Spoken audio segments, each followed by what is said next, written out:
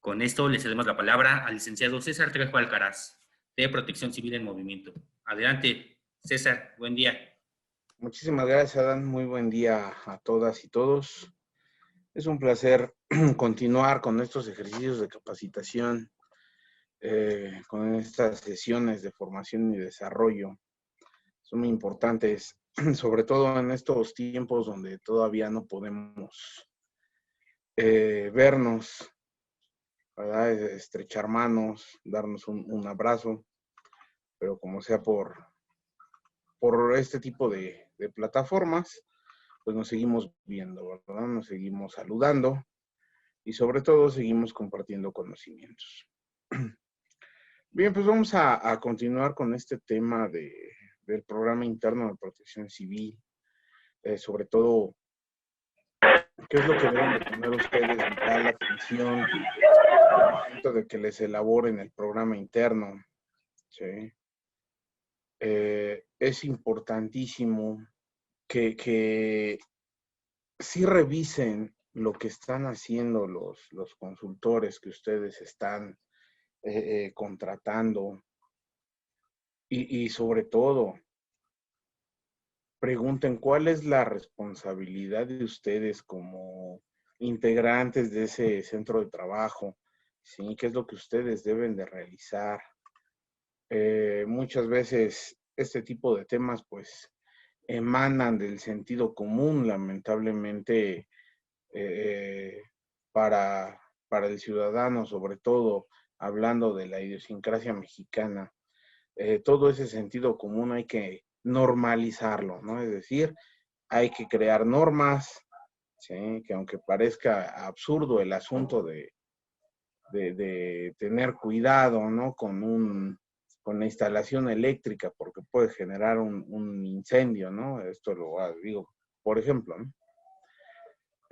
Sabemos que la instalación eléctrica puede generar un incendio, sí, pero tristemente, ¿quién me obliga a, a darle ese mantenimiento a la instalación eléctrica? Digo yo, el sentido común me hace pensar que si es una instalación eléctrica deteriorada, pues me va a generar ese riesgo de que se cree un incendio en mi centro de trabajo. Pues entonces tiene que existir una norma que este instrumento es el que me sirve para que la autoridad pueda a mí exigirme y en su caso sancionarme si no aplico correctamente esa norma, ¿no? Entonces el sentido común simplemente queda de lado. ¿Por qué? Porque la idiosincrasia mexicana siempre estamos en todavía aguanta, ¿sí? Todavía aguanta y pues, así nos quedamos por mucho tiempo. Y esto no nada más se ve en las instalaciones, sino también muchas veces se ve en la misma persona, ¿eh? Es muy triste, pero es la realidad. Hemos trabajado con algunas instituciones gubernamentales y ahí claramente se ve esto, ¿no? Al trabajador de gobierno cada año le dotan de equipo de protección personal. Sin embargo, muchos de ellos lo primero que hacen es, así como reciben su paquete del equipo de protección, el cual consta de zapatos de seguridad, de ropa de seguridad, casco, guantes, ¿no? En algunos casos hasta lentes o careta de seguridad. Así como lo reciben, lo ponen a la venta, ¿eh? Y lo malbaratan, porque ni siquiera saben pues, lo que la institución o dependencia gasta en cada uno de esos equipos, ¿no? Hasta por 300, 500 pesos venden todo el paquete, ¿no? Y uno ve los zapatos que trae, pues ya están todos acabados, pero el chiste es sacar unos cuantos pesitos más, ¿no? Y las botas, pues todavía aguantan, ¿no? Estamos en este tenor del todavía aguantan. Y pues tristemente, ¿sí? El día que llegue a pasar un accidente, pues no traía el equipo de protección personal adecuado. ¿Por qué? Porque ya el equipo está deteriorado, ¿sí? Y pues no Sí. aplicamos correctamente la norma, ¿no? ¿Esto a qué va? Cuando hablamos de aplicación de las normas, ¿sí? Aquí entran pues esas tres figuras, ¿no? Tres entes que se relacionan, ¿sí? Se relacionan con la aplicación de cierto instrumento normativo, y la primera persona pues es la autoridad, ¿sí? La primera persona interesada en la aplicación de los instrumentos normativos es la autoridad. ¿Por qué? Porque la autoridad tiene que hacer valer precisamente ese instrumento normativo. Todas las leyes, reglamentos, normas, se estructuran, obviamente viene una introducción, la parte del el glosario de términos, ¿sí? Y posteriormente ya viene la aplicación del instrumento, y al final, ¿sí?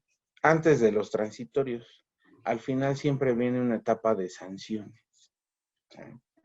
Es decir, ya viene todo lo que debemos de aplicar nosotros de esa norma, ¿sí? Si nos aplica o no nos aplica y se establece, los casos de excepción, obviamente, pero al final viene las sanciones, ¿sí? ¿A qué es acreedor el obligado si no aplica correctamente la norma? ¿Sí?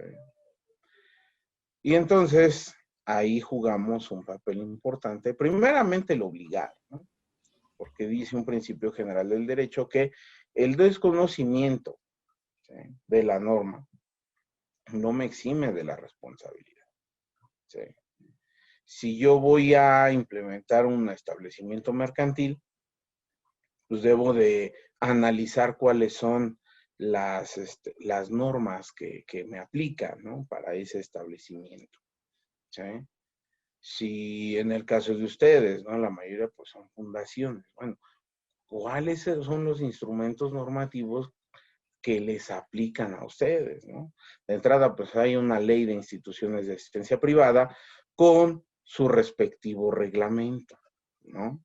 Entonces, hay que revisarlo, ¿sí? Y de ahí se desprenden otro tipo de normas que son de aplicación y sobre todo de observancia, ¿no? ¿Sí? A lo mejor algunas no me aplican, pero sí tengo que observarlas primero para saber si aplican o no, ¿sí? Y sobre todo, revisen ahí la parte de las sanciones. ¿A qué me estoy siendo acreedor en caso de yo no aplicar o no aplicarla correctamente? ¿Sí? Entonces, ya tenemos ahí el segundo eh, ente que entra dentro de esta necesidad normativa. Y posteriormente viene el tercero, ¿no? El tercero, el coadyuvante de la autoridad, ¿sí?, que en este caso pues somos los responsables oficiales de protección civil, antes llamados terceros acreditados, ¿no? ¿Sí? ¿Por qué? Pues porque somos el tercero en cuestión y debemos de tener una acreditación por parte de la autoridad para poder hacer este tipo de trabajo. Es decir, el asesoramiento y en su caso acompañamiento de la persona en la aplicación correcta de la norma. ¿Por qué? Porque nosotros somos los técnicos especialistas en la aplicación de esta normativa, ¿sí? Entonces, el obligado, pues sí, obligado está a implementar, ¿sí?, la norma. Pero eso no lo hace un técnico especialista, ¿no? O sea, el obligado simplemente es un obligado y tiene la necesidad de contratar un técnico especialista en la aplicación correcta del instrumento normativo, ¿sí? Pero aquí viene la gran pregunta. ¿Para qué? ¿Sí? ¿Para qué vamos a aplicar la norma? Aquí me hacen una pregunta en el chat. Como programa interno de protección civil están especificadas las medidas de control o de sanidad contra el COVID, es decir, cuando alguien se contagia, ¿qué se debe de hacer? No, ¿por qué? Porque aunque sí afecta en materia de protección civil, es más un tema de salud, ¿sí? Entonces, desde inicios de la pandemia, el ente encargado de vigilar y establecer estas medidas sanitarias ha sido la Secretaría de Salud. Hasta este momento son medidas recomendadas. No existe un instrumento normativo que me obligue al uso de cubrebocas, al uso del gel antibacterial, o los famosos tapetes sanitizantes, el hecho de sanitizar todo el cuerpo, del uso de caretas, son simplemente recomendaciones por parte de la autoridad sanitaria, ¿sí? ¿Se tiene que crear una norma? Sí, porque ocurre lo mismo con los señalamientos. Muchos no cumplen con el criterio en materia de seguridad y salud en el trabajo. ¿Por qué? Porque son señalamientos que fueron creados por la necesidad. Se tendría que generar una norma específica, ¿sí? Pero, ¿en qué momento se crearía esa norma? En el momento en el que se considere que el COVID, de entrada, es una situación endémica y se considere un fenómeno perturbador recurrente, ¿sí? Mientras no se le dé ese carácter, pues simplemente van a seguir siendo recomendaciones. ¿Por qué fenómeno perturbador recurrente? Porque ya sabes que cierto periodo de tiempo vas a tener un alza de contagios. Y entonces para prevenir eso, porque ya al momento de que hablamos de algo endémico, quiere decir que es algo que va a vivir con nosotros eternamente, ¿sí? Entonces en ese momento sí se tendrían que crear una norma que homologue los criterios tanto de los señalamientos como del procedimiento de sanitización, ¿sí? Pero como no se le ha dado el carácter de un fenómeno perturbador recurrente, entonces por eso es que no tenemos un instrumento normativo, ¿no?, que nos obligue. Simplemente son recomendaciones por parte de la autoridad sanitaria, y las recomendaciones están dirigidas a controlar el índice de propagación del virus, ¿sale? No se puede considerar, me dice aquí que si ya, pero ya es recurrente. No, todavía no es recurrente. ¿Por qué? Cuando tú hablas de un fenómeno perturbador recurrente es porque ya tienes bien programados los periodos de retorno, ¿sí? Ahorita en materia de COVID no tenemos un eh, cuantificado, cualificado, ¿no?, cuáles van a ser los periodos de retorno, porque simplemente vamos al día, ¿sí? Ojo, no hemos podido controlar la enfermedad, ¿sí? Contagios han existido y no se han detenido durante toda la pandemia, y eso es a nivel mundial, ¿sí? Cuando hablamos de un fenómeno perturbador recurrente es porque ya sabemos en qué momento se controla y en qué momento se dispara, pero ahorita nunca hemos tenido control de la pandemia, ¿sí? Entonces no podemos decir que es recurrente, ¿sale? No podemos tampoco establecer en qué momento vamos a tener más, más contagios, ¿no?, establecidos, ¿sí? Recordemos que a nosotros nos llega la orden de cuarentena en marzo, ¿no?, en marzo del 2020, y el alza de contagios se presentó desde abril, mayo, ¿no? Ahorita estamos ya próximos a terminar junio, ya estamos para ir a julio, y vuelve a haber otra vez un índice alto en los contagios, ¿sí? Pero decimos, volvemos a tener un índice. En ningún momento decimos, ay, se vuelve a presentar la enfermedad porque ya estaba controlada. No la hemos tenido controlada, ¿sí? El proceso de vacunación, pues realmente nos está ayudando a controlar, pero no la tenemos dominada. Precisamente por eso es que está ahorita fluctuando hacia arriba, hacia abajo, ¿sí? Entonces, hasta que la autoridad determine, por ejemplo, en el caso de la influenza. En el caso de la influenza ya sabemos cuáles son los periodos en el que la gente presenta más contagios, se controla a través de una vacuna, ¿sí? Y ahorita, pues, si ustedes analizan y si ven toda la estadística desde que empezó la pandemia en marzo del 2020 hasta la fecha, ¿sí?, nunca se ha controlado el virus. Entonces no podemos decir que es un fenómeno perturbador recurrente. Es un fenómeno que hasta ahorita sigue y seguirá hasta que se llegue a tener control del mismo, ¿vale? Pero repito, para efectos de protección civil, pues en algún momento, ya cuando se determine el control, de la enfermedad y se establezcan las medidas específicas de contención del mismo, pues ya podríamos decir, sobre todo si se estudia correctamente el fenómeno, saber en qué momento son los periodos de retorno, pues ya podríamos establecer un protocolo específico, ¿sí? A través de una norma para poderlo ya vincular al tema del programa interno de protección civil, ¿sí? Entonces, es hasta ese momento. Entonces preguntaba yo, ¿para qué? ¿Para qué vamos a hacer todo esto de protección civil? ¿De qué? Del programa interno, de la capacitación, ¿sí?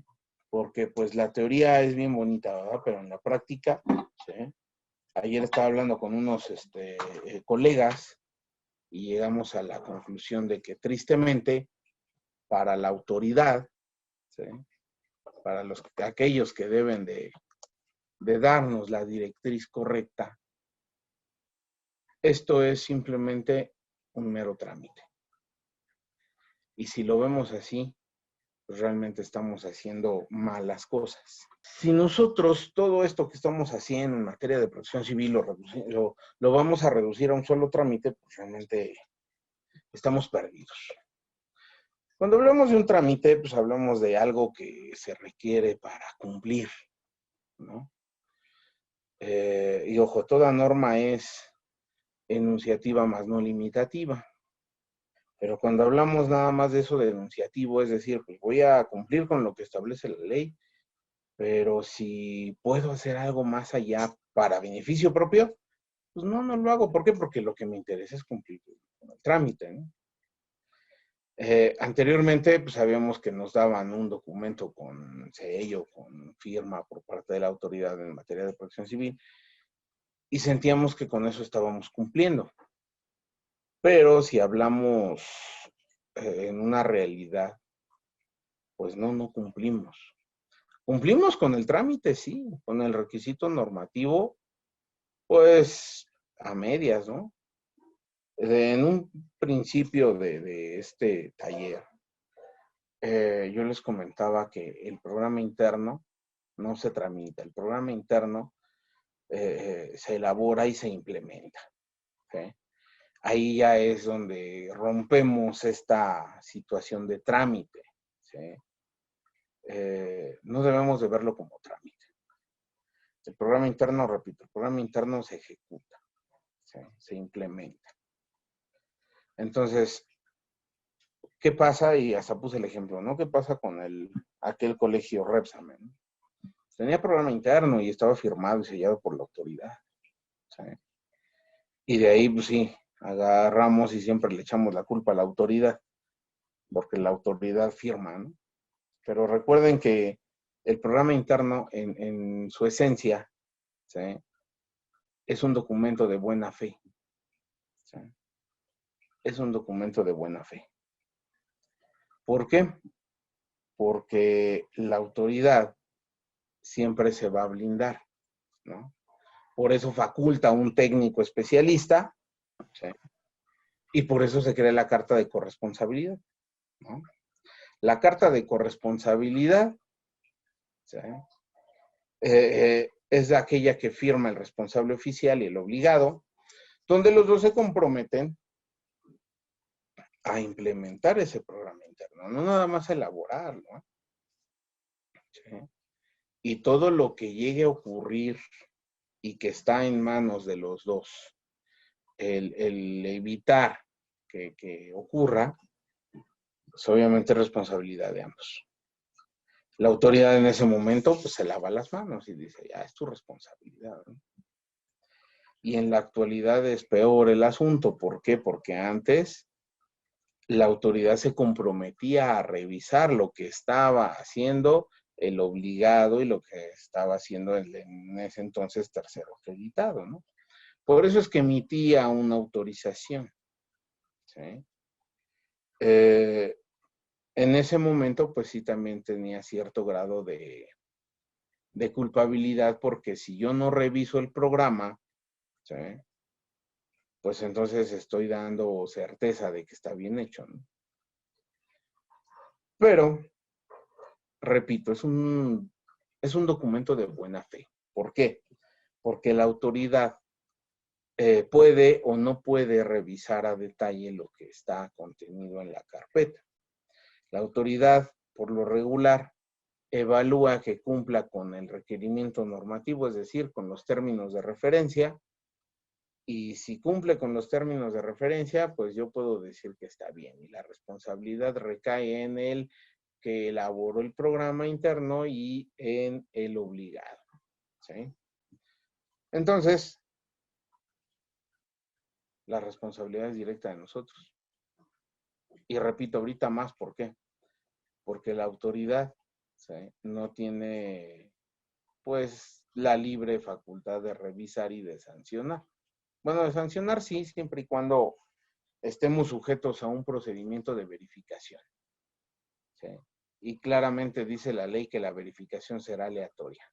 Cada alcaldía va a tener su mecanismo de selección de los establecimientos o inmuebles que tengan que ser verificados. Hay algunos que simplemente no verifican, ¿sí? Entonces, ¿qué pasa si ocurre un siniestro en el establecimiento, en el inmueble, ¿sí? Y resulta que se llega a colapsar, ¿no? Hablemos, por ejemplo, del Repsamen. Viene la parte del deslinde de responsabilidades, ¿no? Se tiene que hacer ese procedimiento de investigación y es un poquito engorroso. ¿Por qué? Porque hay que ver cuáles son los alcances de cada uno de los corresponsables que participamos en la seguridad de un centro de trabajo. Pues de entrada, si hablamos de colapso, ¿sí?, pues realmente no tiene mucha culpa la persona que elaboró el programa interno. ¿Por qué?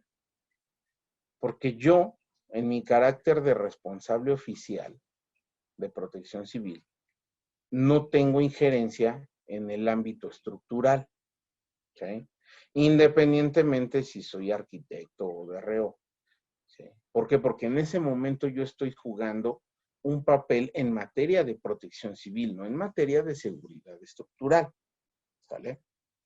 Pero si yo estoy llegando en mi papel de director responsable de obra o de corresponsable en seguridad estructural, entonces ahí la cosa cambia, ¿sí? ¿Por qué? Porque sí tengo yo que ver, ¿sí?, con el estudio de la seguridad estructural del inmueble, ¿sí? Y entonces, si yo firmé diciendo que la seguridad estructural estaba bien y resulta que está el edificio debidamente o malamente, mejor dicho, malamente dañado, por yo falsear declaración, entonces ahí estoy hablando de negligencia y bueno, lo que resulte, ¿no?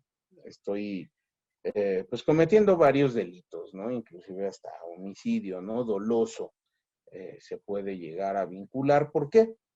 Porque yo tengo conocimiento de causa de que el establecimiento pues no está en óptimas condiciones, ¿sí? Sobre todo por la cuestión del uso que se le está dando, como lo que se vivió en aquellas circunstancias del sismo, ¿no? Entonces, en ese momento, bueno, pues sí es mi responsabilidad, ¿no? Como técnico especialista en materia de seguridad estructural. Entonces, ¿en qué momento recae la obligación del responsable oficial de protección civil?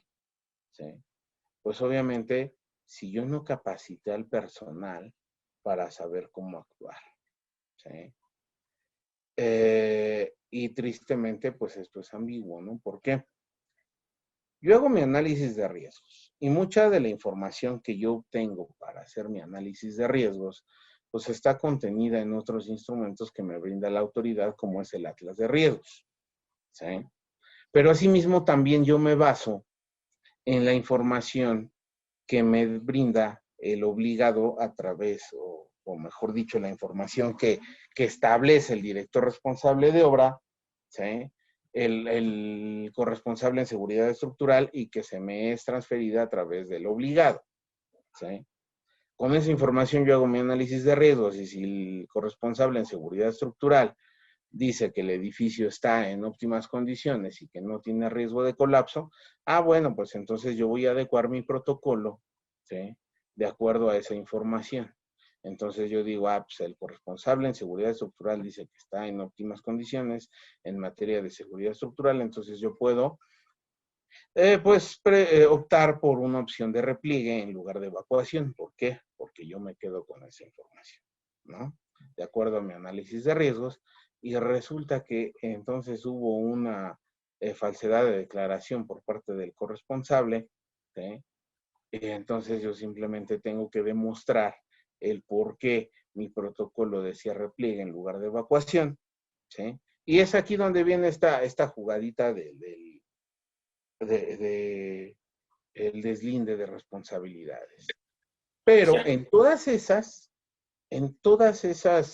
ejemplos que les estoy poniendo, pues prevalece la figura del obligado, ¿sí? ¿Por qué? Por eso les digo, ustedes tienen que estar bien conscientes de lo que están haciendo esos técnicos especialistas, ¿sí? ¿Por qué? Porque muchas veces el obligado se desentiende, ¿no? Pues yo pago y pues ellos que lo hagan, ¿no? Y no me involucro, ¿sí? Tengo que involucrarme y preguntar todo aquello que tenga dudas, ¿sí? Tengo que decir, a ver, ¿por qué el señalamiento va aquí? ¿No? ¿Cuál es la función? A ver, ¿por qué me estás diciendo que debo de replegar? ¿No? ¿Por qué tengo que evacuar? O sea, y tengo que estar pregunte y pregunte y pregunte. Lo mismo con el DRO, lo mismo con el responsable en seguridad estructural, ¿sí?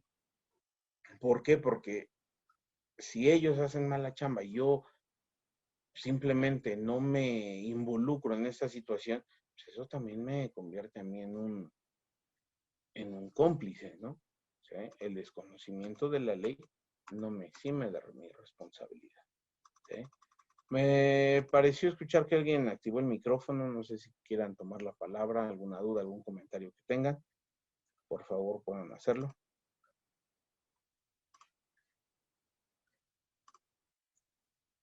¿No? Bueno, pues entonces continuamos con esto del programa interno. Entonces, les decía yo, sí estamos sujetos a ciertas sanciones, ¿sí? Y sí es importante que ustedes revisen esa parte de la norma donde puedo tener una multa o puedo tener un, una suspensión de actividades, ¿sí? Por no contar con programa interno. Vamos a verlo ahorita de la forma administrativa y después vamos a hablar un poquito acerca del sentido común, ¿sí? Aquí estamos en la ley. Y el capítulo 2 habla de las sanciones. El capítulo 2, ahorita les digo de qué título.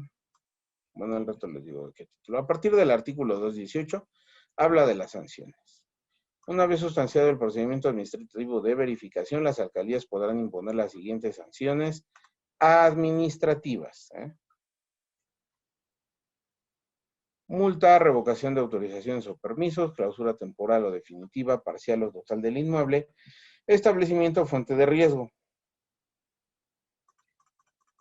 Revocación del registro y autorización como ROPC, revocación del registro de los grupos voluntarios, revocación del registro de los programas internos y programas especiales, realización de los de programas, obras o actividades para mitigar el riesgo y las demás necesarias para preservar la integridad de las personas.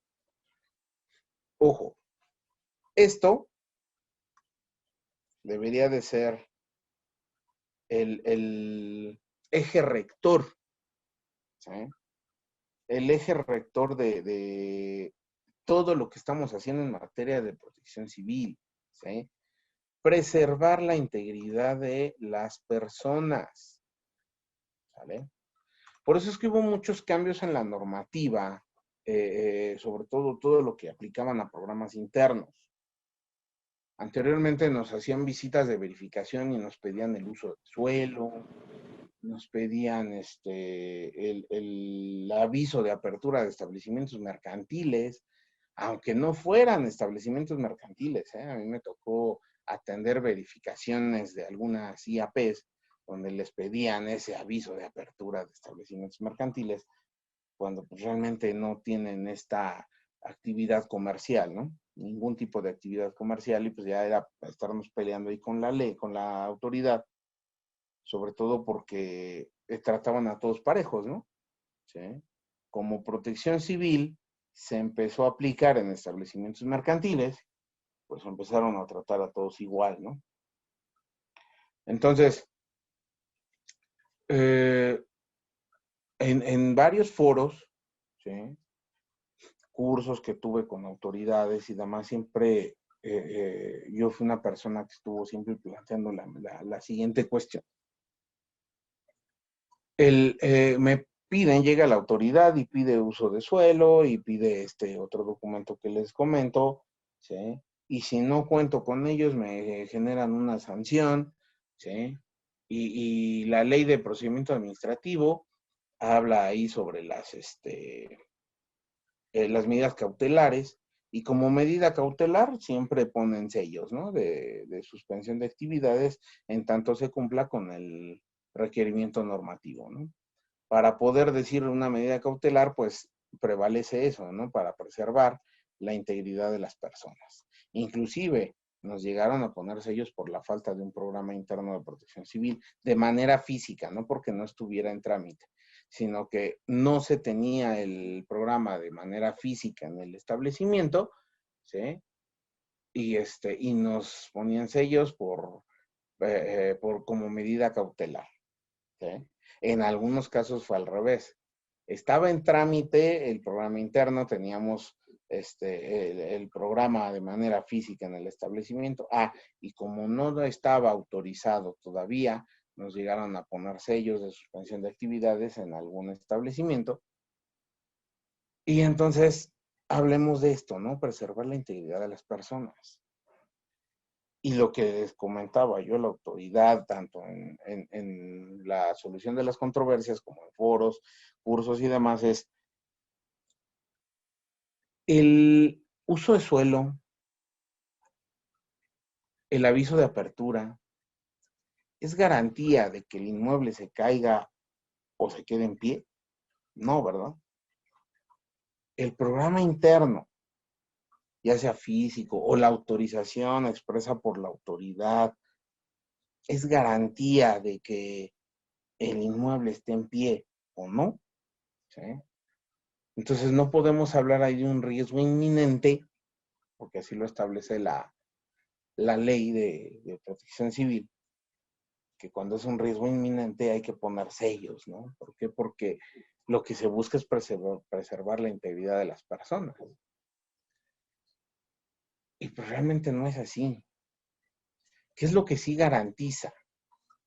La aplicación de lo que establece la norma, ¿sí? Si yo estoy haciendo simulacros, si yo capacito al personal, entonces esas son medidas de mitigación. Pero eso es hablando de comportamiento de gente. Pero ¿qué pasa con el comportamiento de la estructura? ¿Sí? Puede venir el corresponsal en seguridad estructural, un director responsable de obra, y me van a decir que está bien, ¿sí? De acuerdo a su estudio. ¿Sí? Pero también, al momento de que se hace el levantamiento por parte de estos técnicos, me van a indicar, ¿no? Pues no tienes que hacer nada, o a lo mejor me dicen, hay que reforzar, ¿sí?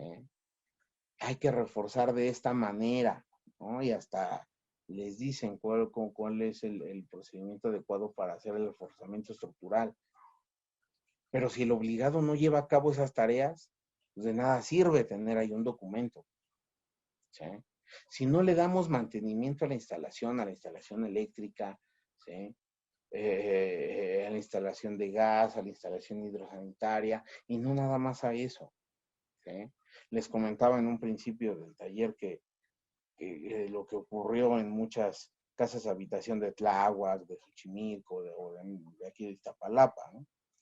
El sismo fue la gota que derramó el vaso, pero lo que realmente tiró esos inmuebles, pues fue la falta de mantenimiento, ¿sí? El hecho de que está por más de 20 años en obra negra, no se impermeabiliza, ¿sí? No hay un recubrimiento de las paredes, ¿no? Hay filtraciones de agua, se genera el salitre y un montón de situaciones que de repente llega el sismo y pues obviamente nos vamos a encontrar con un polvorón, ¿sí?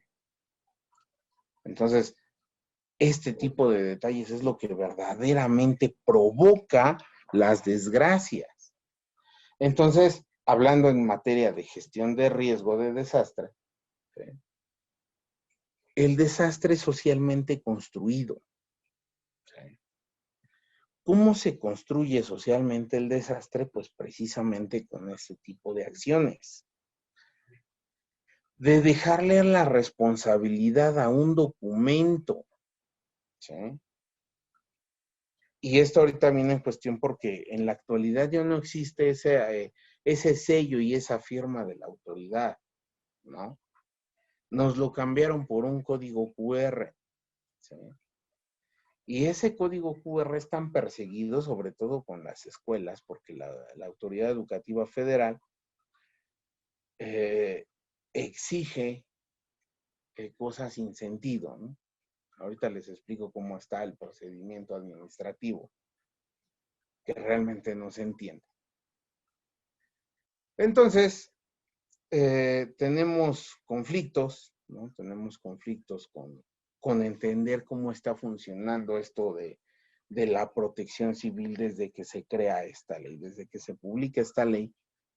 Simplemente no entendemos y no podemos dar pasos. ¿Por qué? Porque nos seguimos casando con la idea del trámite, ¿sí? El trámite puede existir, pero pues, ¿dónde se ve la preservación de la integridad de las personas? ¿Sí? El trámite no me da nada. Hay que llevarlo a cabo, ¿sí? Verdaderamente tienen que ustedes aplicar esa bitácora de mantenimiento. Y es bien curioso porque hay muchas instalaciones que sí realizan a través de mantenimiento, pero no calendarizan el trabajo, no llevan una bitácora. Y eso está mal. ¿Por qué? Porque también hay que llevar un control de las mejoras que le estamos haciendo al inmueble, ¿sí? Para todo, ¿eh? Para todo deberíamos de llevar bitácora. Ejemplo, para los vehículos, ¿no? Para los vehículos, así sea un vehículo particular, deberíamos de tener una bitácora. Cada cuando le estoy haciendo su afinación o por lo menos un cambio de aceite, ¿sí? Cada cuando se le cambia, por ejemplo, la banda de distribución, cada cuando se le cambian las llantas, ¿sí? La gasolina, cada cuando, cuánto es el rendimiento que me da, ¿no? Cuántos kilómetros por litro me está dando, ¿sí? Todo eso, ¿por qué? Porque me va a ayudar a conocer verdaderamente el vehículo, ¿sí? A evitar que de repente me deje parado, ¿sí? Y es lo mismo con todas y cada una de las instalaciones. Yo tengo que llevar una bitácora de lo que estoy realizando, ¿sí? ¿Para qué? Para constatar que verdaderamente se le ha dado el mantenimiento y bajo qué circunstancias. Esa bitácora debería de ir acompañada con fotografías, sí, sí, ¿vale? Las fotografías nos ayudan muchísimo, ¿sí? ¿Por qué? Porque aparte de que dejan evidencia, ¿sí? Pues en la fotografía nos damos cuenta quién realizó el mantenimiento, ¿sí? Si tenían o no tenían la indumentaria adecuada, ¿no? Ejemplo, hace unos días hubo una noticia, ¿no? De una persona que perdió la vida en un centro comercial por estar haciendo trabajos de mantenimiento. Lo primero que se me vino a la mente a mí fue seguramente no traía su equipo de protección personal, ¿Sí? ¿Por qué? Porque eso es lo más factible que llegue a ocurrir, ¿sí? Como les comenté, trabajamos mucho con instituciones gubernamentales y se dan muchos estos casos, ¿no? Entonces, lo que yo siempre les he recomendado a los compañeros que realizan este tipo de tareas, pues lleven, aparte de llevar su bitácora escrita, pues lleven su bitácora fotográfica, de que verdaderamente la persona sí trae el equipo de protección personal, de que estamos ocupando los aditamentos adecuados para estar realizando la tarea, y si llega a ocurrir un accidente, tenemos evidencia de que sí estamos cumpliendo, pero simplemente hubo una razón por la cual ocurrió ese accidente, ¿no? Y de esa forma nos evitamos el procedimiento engorroso de la aplicación y cobro de seguros, ¿sí? Por eso es muy importante que lleven ustedes bitácora y acompañado de fotografías. Por eso en los simulacros debe de haber fotografías, en las capacitaciones debe de haber fotografías, ¿sí? Porque esas son pruebas de que verdaderamente estamos haciendo las cosas, ¿vale? Si se puede video, pues también video, ¿sí? Todo eso son pruebas, ¿sale? Pero obviamente, si vamos a estar tomando fotos, hay que ser conscientes de que no vamos a fabricar evidencia, no. Debemos de hacer las cosas bien, ¿sí? ¿Por qué? Porque también de repente me ha tocado establecimientos que me dicen, ya tenemos las fotos de los simulacros y se ve que son hechizas completamente, ¿no? Entonces, sí hay que hacer las cosas bien, ¿sí? Hay que aprender a hacerlo. Nos cuesta trabajo y hay que invertirle sobre todo tiempo, ¿sí? Eso es algo que sí nos cuesta mucho trabajo, ¿no? Invertirle tiempo. Los simulacros, ¿no? El simulacro, estamos acostumbrados a decir, por ejemplo, hoy es jueves. El próximo lunes hay simulacro a las 9 de la mañana. Híjole. ¿Y de qué va a ser el simulacro? Pues es decir, ¿no? A las 9 sonamos la chicharra o el silbato, todo, y ya empezamos ahí a jugar. ¿Ok? ¿En qué me va a beneficiar ese simulacro? Realmente nada. Porque yo no tengo un objetivo realmente de qué es lo que se va a evaluar. Ah, pero eso sí, tengo un montón de fotos, ¿no? Que me van a servir para comprobar. Sí, sí, está bien.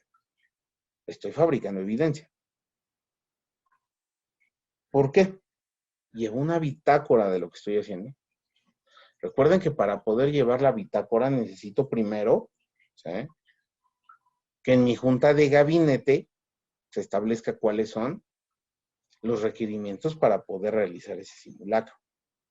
Desde la fecha, la hora, cuál es la hipótesis, cuáles son los objetivos a evaluar, quiénes van a ser los participantes, ¿no? La hipótesis en cuestión, cuáles son los recursos que se van a aplicar, ¿no? Y entonces yo llevo mi formato de evaluación del simulacro, ya lo lleno.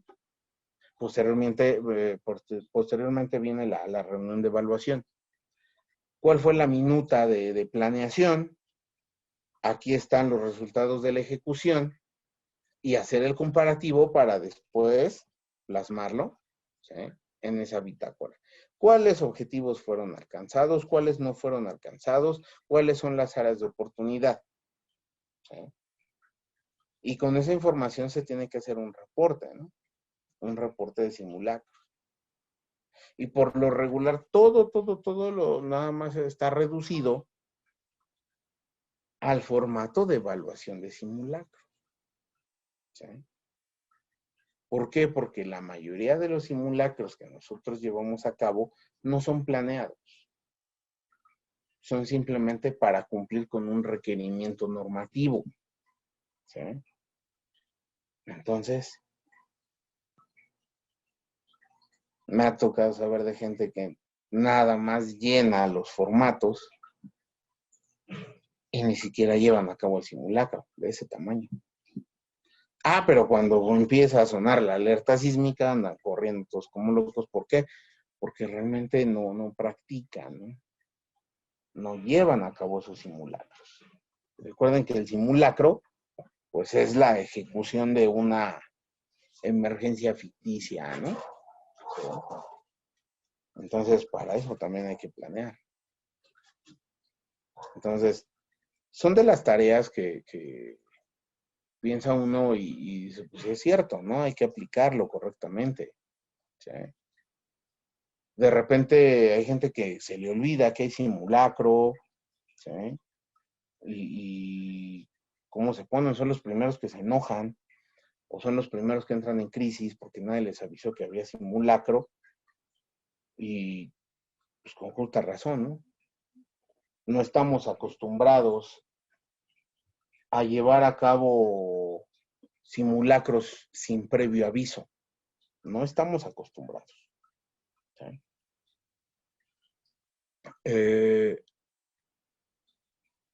Y difícilmente nos vamos a acostumbrar a eso, precisamente porque no ejecutamos los simulacros de una forma correcta. Al no aplicarlos de una forma correcta, pues vamos a tener siempre este problemita pues de que la gente no lo toma con seriedad, con profesionalismo, ¿sí? Difícilmente vamos a obtener buenos resultados en un simulacro, ¿sí? Y cuando llega la emergencia real, nadie sabe qué hacer. Y así, aún así, hay quien se atreve a hacer simulacros sin avisar. Y pues obviamente todo sale mal, ¿no? Y cuando decimos todo sale mal es porque ni siquiera tengo un parámetro de evaluación, medición y comparación. ¿Sí? Entonces, el énfasis de los simulacros es, pues sí, prepararnos para lo que puede llegar a ocurrir, pero pues no tenemos este procedimiento de comparación de información, que es lo que me da pues una bitácora. Y bien, pues bueno, vamos a seguir con lo de las sanciones. Artículos 10 y 19, la clausura definitiva total o parcial, ¿en qué momento procede? ¿No? Clausura definitiva total o parcial. El infractor no hubiera cumplido con los plazos, términos y las condiciones impuestos por la autoridad. En caso de reincidencia, el propietario y poseedor de la empresa constructora desarrolladora no ha cumplido con las medidas de mitigación establecidas en el estudio de riesgos o el organizador promotor de un espectáculo público de afluencia masiva carezca de programa especial estando obligado a ello. Bueno, en el caso de ustedes, les aplican estas solamente. Lo demás es de obra y de programas especiales. ¿Sí? Todo esto, si se dan cuenta, es de carácter administrativo. Todo es administrativo. Corresponde a la Secretaría denunciar las conductas que así lo ameriten. Ahora, se aplicarán las siguientes sanciones a las conductas que se determinan a continuación. A la persona que de forma dolosa realice una llamada, aviso o alerta falsa a las líneas de emergencia de la Ciudad de México. ¿Sí? Eso es muy importante. ¿Por qué? Porque hemos ayudado también a la autoridad a que bajen esos índices de llamadas falsas, ¿no? Al 911. A las personas administradoras, directoras, gerentes y poseedoras arrendatarias o propietarias de inmuebles o establecimientos de mediano y alto riesgo que carezcan de póliza de seguro del programa interno serán sancionadas con una multa de 500 a 1000 la unidad, ¿sí?, de medida actualizada y la clausura parcial o total de actividades de las instalaciones si dentro del plazo de 30 días hábiles no se presenta la póliza de referencia. Ojo, me van a poner una multa, ¿sí?, pero no quiere decir que ya me van a condonar el hecho de tener una póliza de seguro, ¿vale? Entonces, si ya llegaron, me verificaron, no tengo la póliza de seguro, ¿sí?, me van a poner la multa por no tenerla, y de todas formas tengo que, o sea, pagar esa póliza, tengo que comprar esa póliza de seguro. O sea, entonces, no hay nada mejor que prevenir, ¿no? Ahora, aquí sí es importante, ¿eh? Sí es importante establecerlo. Una vez que tengamos una visita de verificación por parte de la autoridad, puede que en ese momento no tengamos a la mano la póliza de seguro o algún otro documento que nos pida. La autoridad no puede llegar y simplemente clausurar, ¿eh? Ojo, aquí, clausurar. No es lo mismo que la suspensión de actividades. ¿Me puede suspender actividades? Sí, ya lo comenté como medida cautelar, pero la clausura no puede proceder. Sería un abuso de autoridad. ¿Por qué? Porque yo tengo el derecho, ¿sí? Claramente lo establece la Constitución de los Estados Unidos mexicanos, que toda persona tiene derecho a un juicio justo y a tener una defensa. ¿Sí? Yo tengo que comprobar primero por qué en ese momento no tenía yo la póliza de seguro. ¿Sí?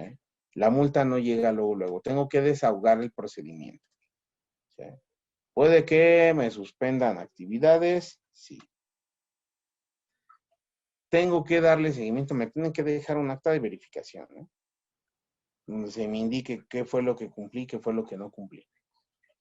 Y entonces para poder atender ese procedimiento. A lo mejor me suspenden actividades, pero no me pueden clausurar nada más porque sí. Primero se tiene que desahogar el procedimiento. ¿Por qué? Porque yo tengo que demostrarle a la autoridad, o sea, tengo el derecho de defenderme, de decir, en ese momento de la verificación no tenía físicamente la póliza o al menos una copia, pero sí la tengo y aquí está. Tengo que exhibir que verdaderamente estoy cumpliendo. ¿Sí? Si yo no tengo en ese momento la póliza, pues ya me van a multar, ¿no?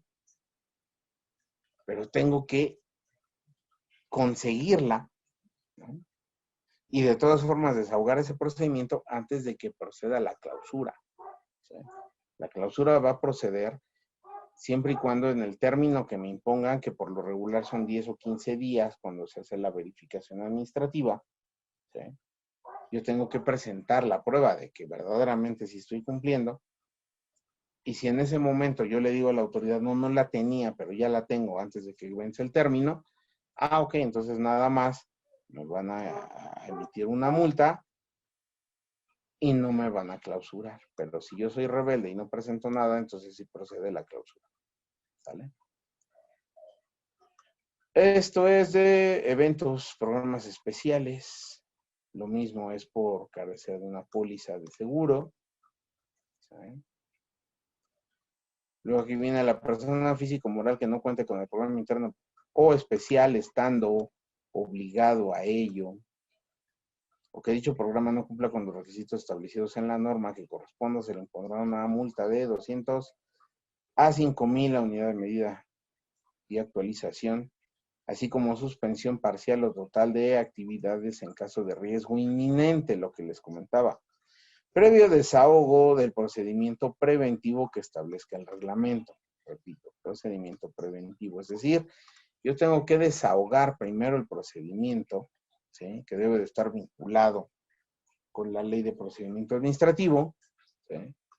Ya que lo desahogué, entonces ya viene la parte de la suspensión, pero la ley de procedimiento administrativo también me habla de las medidas cautelares, y la medida cautelar estamos hablando que riesgo inminente, ¿no? Y es aquí donde pues muchas veces yo he cuestionado a la autoridad y yo digo, bueno, pues la falta de un programa interno no me considera un riesgo inminente. Si yo ya capacité al personal, ¿no?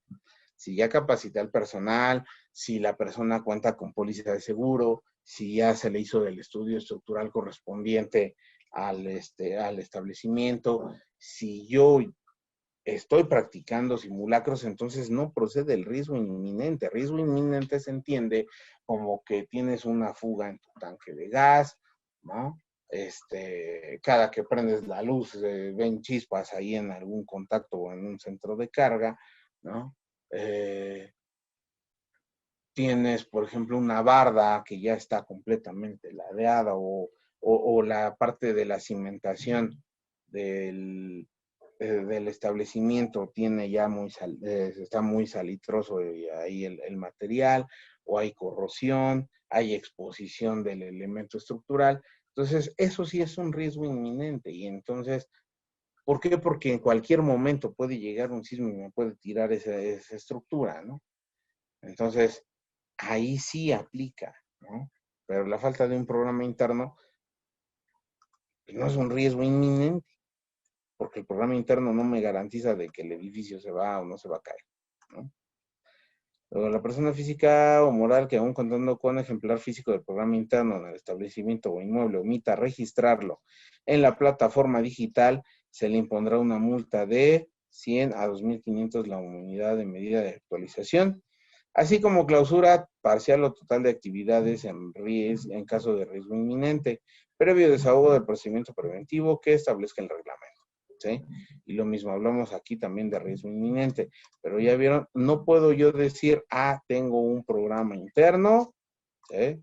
Y no lo he registrado. Bueno, también aquí viene el criterio de la autoridad, porque yo puedo tener ya mi programa interno, ¿no? Y ha ocurrido. Tengo el programa interno, ya está físicamente en el establecimiento, me llega una visita de verificación, resulta que no lo he registrado. Bueno, ¿por qué no lo he registrado? Porque me falta algún documento, ¿sí?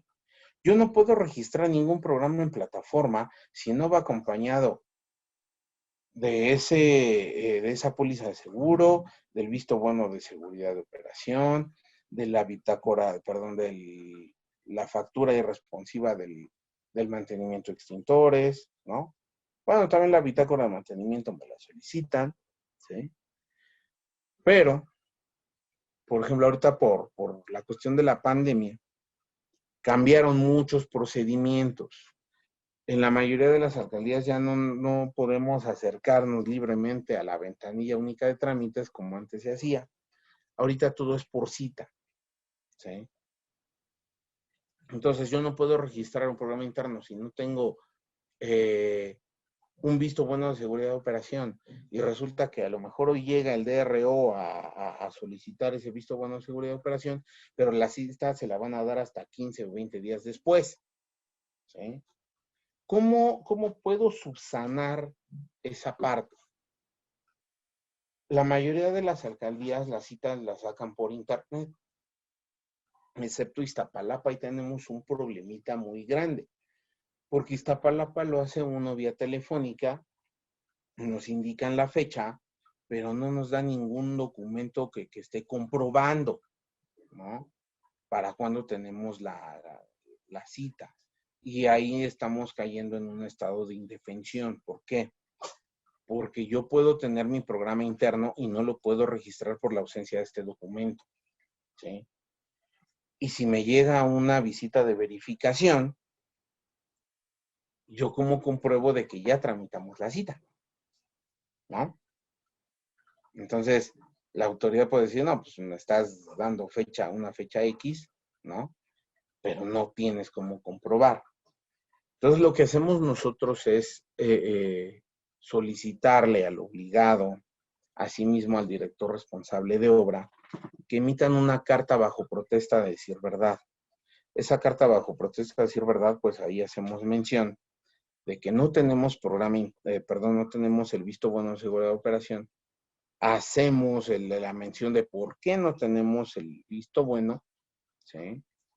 Y obviamente pues le echamos la pelotita a la alcaldía. ¿Por qué? Pues porque son ellos los que nos apuran en las citas. En el caso de otras alcaldías donde nos llega un acuse, ya sea en formato o un correo electrónico, imprimimos ese correo electrónico y esa es una prueba de que le estamos dando seguimiento, ¿no? al visto bueno de seguridad de operación. Esos documentos, esa carta bajo protesta de decir verdad o esa captura del correo y todo lo que nos pueda servir como prueba, lo ingresamos a la plataforma, ¿sí? Esto, pues, para salvaguardar precisamente esta sanción de que no proceda, ¿sí? Ya tenemos el programa físico, ya tenemos el registro en la plataforma, ¿sí? Lo peor que puede pasar es que cuando la alcaldía, en este caso Protección Civil, revise la plataforma, nos solicite, ¿no? A través de una prevención, nos solicite que llevemos el visto bueno de seguridad de operación una vez que se tenga, ¿no? Nadie está obligado a lo imposible, eso también grábenselo. Nadie está obligado a lo imposible, ¿sí? Si hoy me visitan y yo ya tengo la cita para el siguiente mes, si hoy me visitan, yo no puedo exhibir en este momento el visto bueno de seguridad de operación porque ya lo estoy tramitando.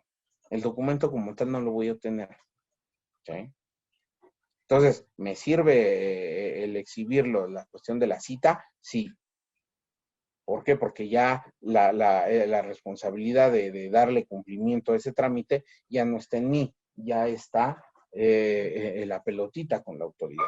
Por eso es que yo siempre recomiendo que cuando menos 15 días antes de vencimiento de un documento ya se esté solicitando la actualización por este tipo de problemas que podemos llegar a tener.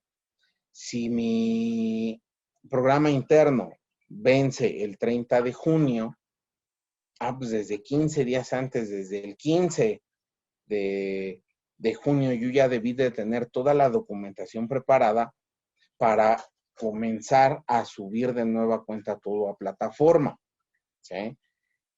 Curiosamente, en la plataforma no existe en este momento un procedimiento para actualizar el programa interno. La única alcaldía que me ha abierto la plataforma para actualizar ha sido Magdalena Contreras. En todas las demás alcaldías se tiene que hacer un registro nuevo de programa. Es decir, ustedes van a tener 2 folios de registro. El de hace 2 años y el de ahorita, ¿no? ¿Sí? Y dentro de 2 años, si no se establece este procedimiento de actualización, pues van a tener otro folio, ¿sí? Hemos tenido un montón de complicaciones con este tema de la plataforma, precisamente porque hay muchas discrepancias en opiniones y sobre todo que la plataforma no, algunos actos no los permite, ¿no? Como es este caso de la actualización documental. Las alcaldías han tenido problemas para revisar los programas, bueno, en eso se están escudando, y nos piden que lo ingresemos físicamente, ya sea a través de ventanilla o directamente en Protección Civil, ¿sí? Eso no lo establece la ley. La ley dice que se tiene que registrar a través de plataforma. El reglamento me indica que la autoridad tiene que revisar 3 documentos esenciales. Tiene que revisar la carta de corresponsabilidad, la carta de responsabilidad, ¿sí? Y la póliza de seguro. Y de esos 3 debe de coincidir toda la información, la póliza de seguro debe de estar vigente y entonces se procede al registro y a la emisión del código QR.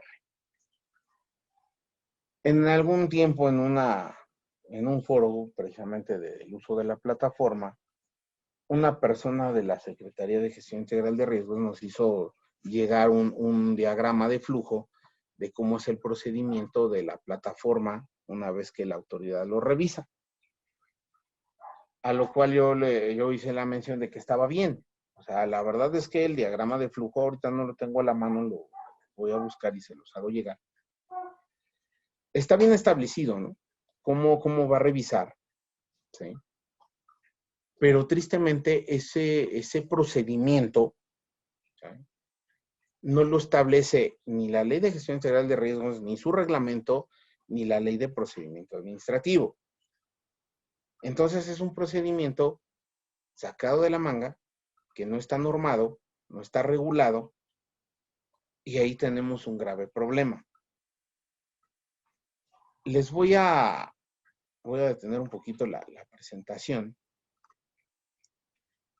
Les voy a mostrar rápidamente el famoso código QR.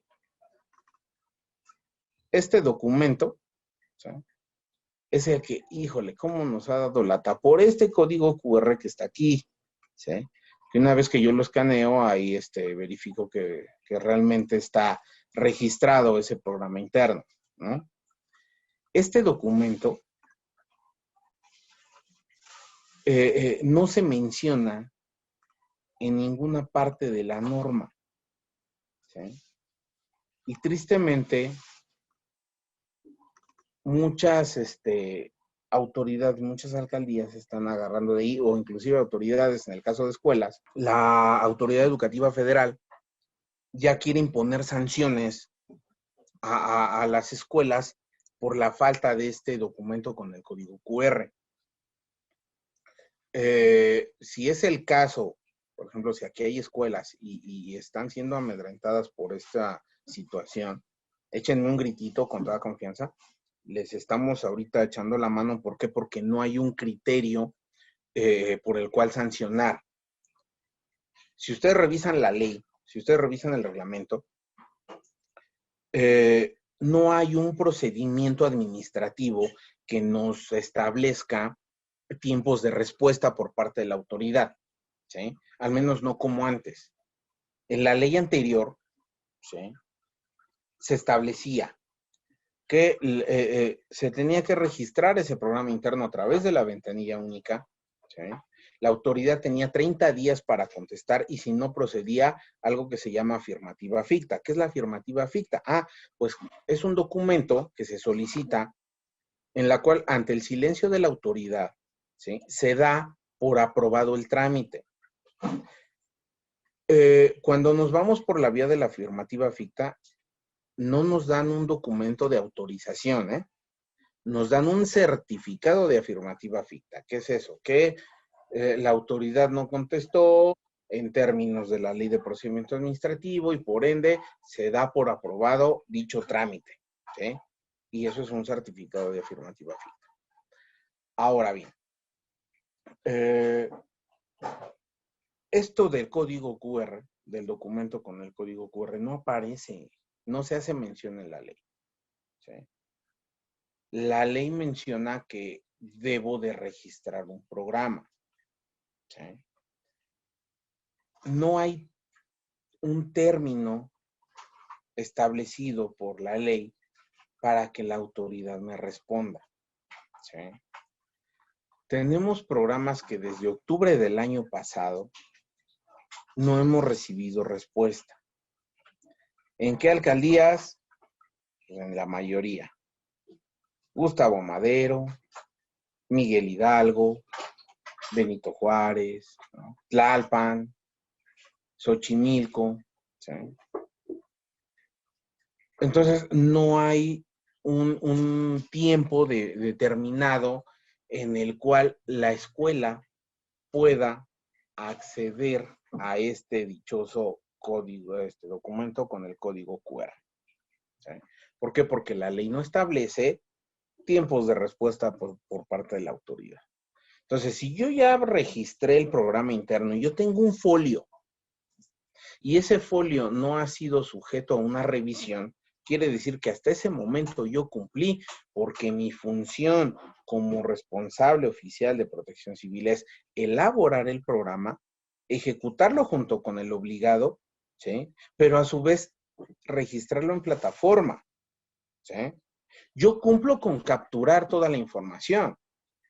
La autoridad tiene que revisar los 3 documentos que establecen el reglamento y de ahí proceder a hacer el registro, ¿no? Y de ahí proceder a emitirnos este documento, pero eso no lo establece la ley, ni el reglamento, ¿sí?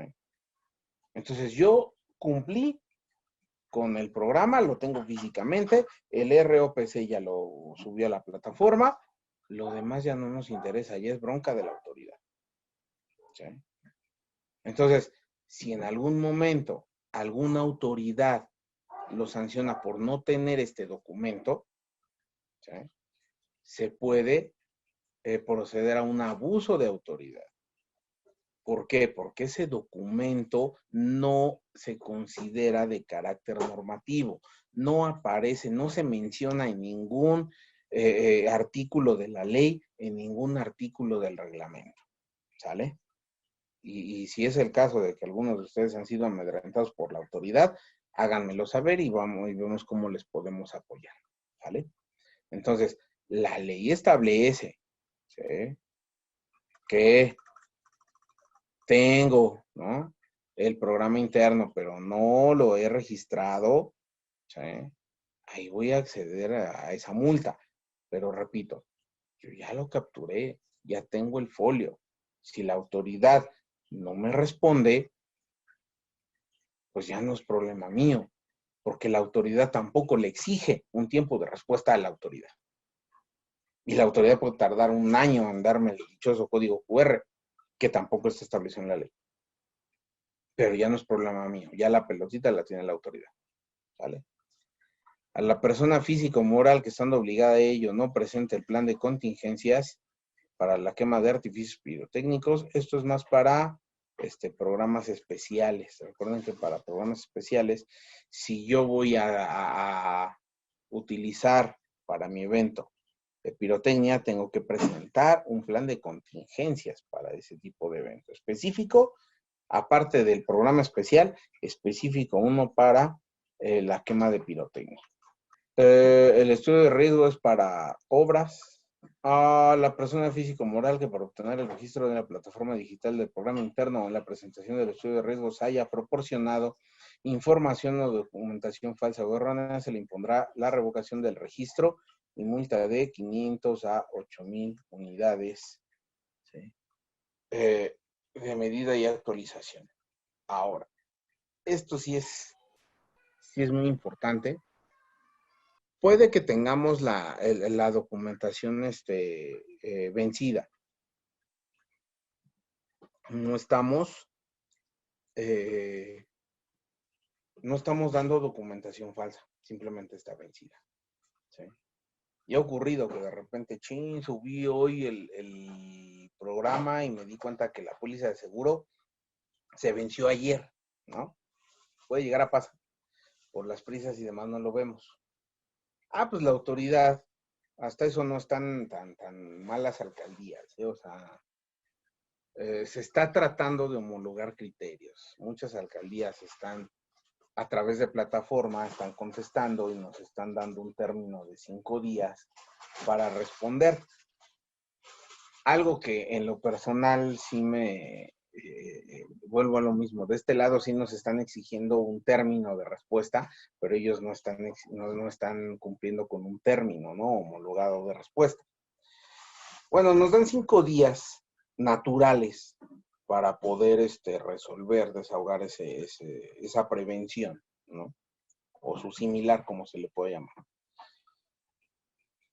Entonces, en esos 5 días yo tengo que apurarme para poder obtener el documento que me hace falta y poderlo subir de nueva cuenta a la plataforma. Si tengo la póliza de seguro vencida, si hay errores en la carta de corresponsabilidad, en la carta de responsabilidad, ¿sí?, hay que atenderlo porque si no, nos cancelan el registro del programa, ¿sí? Puede que si nos cancelan el registro por no tener en 5 días el documento solicitado, puede que nos hagan una visita y entonces sí procede la multa, ¿sí? Entonces, por eso sí debemos de tener bien establecidos los tiempos de vigencia de los documentos, ¿sí? Lleven sus bitácoras. Podemos llevar un documento en Excel donde yo establezca cuáles son los documentos que yo requiero para poder operar, ¿sí?, en qué momento los tramité, cuánto tienen de vigencia, ¿no?, en qué momento se vencen para yo darle seguimiento y repito, cuando menos 15 días antes, ¿no?, ya tener pues el avance del nuevo documento para que no me agarren a las carreras. ¿Vale? Al ROPC por la responsabilidad que se desprenda de las obligaciones contraídas en la carta de corresponsabilidad con multa de 200 a 5,000 veces la unidad de medida de actualización y la suspensión o revocación de su registro. ¿Sí? Esto lo pusieron porque antes no nos, o sea, nos exigían a contar o a expedir la carta de corresponsabilidad, pero nada más se quedaba ahí. Todos estos cambios en la norma se establecen a partir de lo que ocurrió en el sismo, ¿no? De 2017. A nosotros nos tocó que muchos terceros acreditados en ese tiempo, muchos terceros acreditados se desaparecieron, ¿no? Sobre todo inmuebles que quedaron dañados, ¿no? Con el sismo. De repente necesitaban la presencia del tercero acreditado, porque en algunas alcaldías pedían también una opinión técnica por parte del tercero acreditado, ¿sí? O les empezaron a exigir, oye, ¿dónde estaban tus simulacros? ¿Dónde estuvo tu última capacitación? Sobre todo porque en el programa interno, pues nosotros siempre hemos establecido ahí el cronograma de capacitación. Y resulta que muchos sí ponían el cronograma, pero no lo llevaban a cabo. Y entonces los obligados empezaron a tener problemas por eso, ¿no? Porque el tercero acreditado pues no aparecía. Por eso es que ahorita sí se nos pone a nosotros directamente una multa, ¿sí? Si nosotros estamos llevando a cabo un programa, estamos ejecutando un programa y no cumplimos con alguna de esas tareas. Se creó un formato para la carta de corresponsabilidad, ahorita en un rato se los muestro, donde el ROPC establece cuáles son las tareas en las cuales va a apoyar al obligado, ¿sí? A lo mejor mi corresponsabilidad no aplica a simulacros, ¿sí? Bueno, pues simplemente yo ahí hago mención que los simulacros no, ¿vale? Obviamente no estoy obligado, ¿no? Porque dentro de lo pactado, de empezar el servicio, simplemente determinamos que no los voy a apoyar en simulacros. Pero si yo ahí estoy haciendo mención de que sí estoy, me estoy haciendo corresponsable de yo apoyarlos en los simulacros, entonces tengo yo que hacer mi trabajo, porque de lo contrario, si no estoy apoyando, pues sí soy acreedor a una multa. Al RPC que sin causa fundada modifique los programas internos o programas especiales registrados, se le pondrá una revocación del registro y autorización para ejercer como tal una multa de 100 a 2,500 de la unidad de medida. ¿Esto qué es? Yo en la plataforma, yo tengo mis registros, ¿no? De los programas internos. Y una vez registrado el programa, yo tengo que darle oportunidad a la autoridad de que revise esos 3 documentos. Pero si yo sin motivo alguno doy de baja algún programa interno, es multa para mí, ¿sí? Puede que ya no nos hayamos entendido entre las dos partes y yo diga, ¿sabes qué? Pues mejor doy de baja tu programa interno. Yo tengo primeramente que desahogar un procedimiento, tengo que notificarle a la autoridad que yo ya no me voy a hacer corresponsable de ese programa interno, cuáles son mis motivos y solicitar que se dé de baja de mis registros de la plataforma, ¿sale? Ese es el procedimiento como tal. Ahora, se le tiene que dar aviso al obligado de que el ROPC ya no se va a hacer cargo de ese programa interno para verificar si está o no está de acuerdo. ¿Por qué? Porque a lo mejor es simplemente un berrinche por alguna de ambas partes, porque igual el obligado, si ustedes no están conformes con lo que está haciendo su responsable oficial, en todo momento ustedes pueden decir, ¿saben qué? Yo cambio de ROPC, tengo que argumentar las razones por las cuales yo estoy prescindiendo de sus servicios, ¿sí? Y pues sí tengo que hacerle mención a la autoridad, ¿no? ¿Sí? Fundado y motivado, el por qué, ¿sí? El por qué yo simplemente ya decidí no trabajar con esa persona, ¿vale? Bien, ¿hasta aquí alguna duda con todo esto de las sanciones?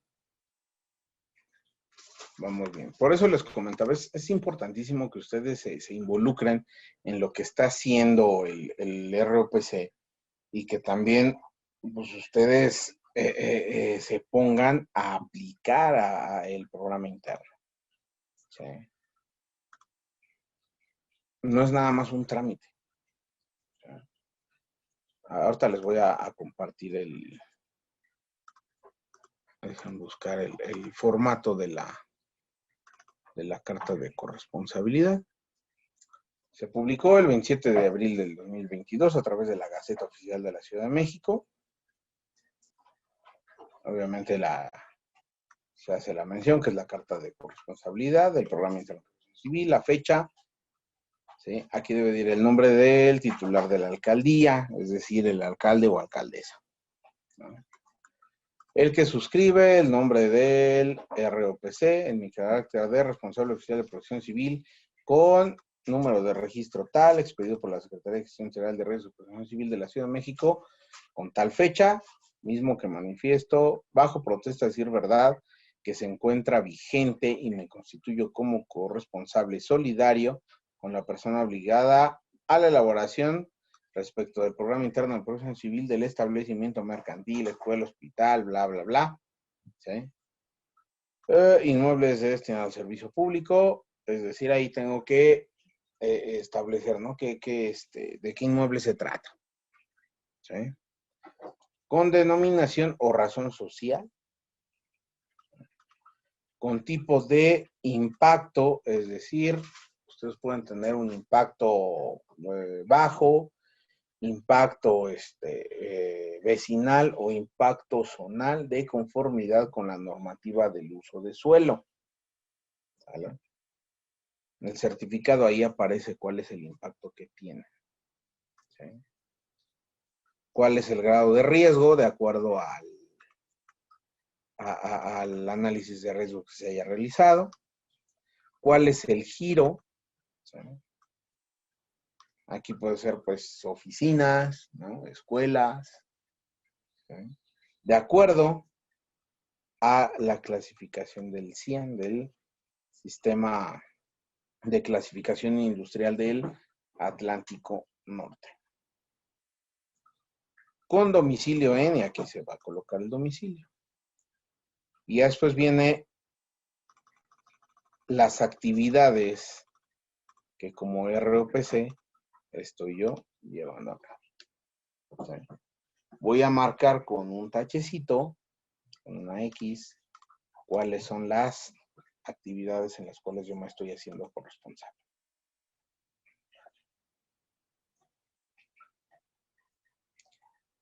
Y ya después viene aquí la parte del representante legal, el propietario del establecimiento, es decir, el obligado. ¿Sí? Todo esto lo va a llenar el obligado. Después vienen los datos del responsable oficial, la vigencia de la carta, que es importante, son 2 años, entonces de la fecha que pongo yo aquí, 2 años es la que voy a poner acá. ¿Sí? Y van a firmarlo ambos, el representante legal, administrador, gerente, propietario y el responsable oficial de protección civil. ¿Vale? Ese es el formatito que nos están, que nos solicita la autoridad que nosotros ocupemos, ¿sí? Para los programas internos de protección civil. Con esta carta de corresponsabilidad, alguna duda que tengan, algún comentario que quieran realizar.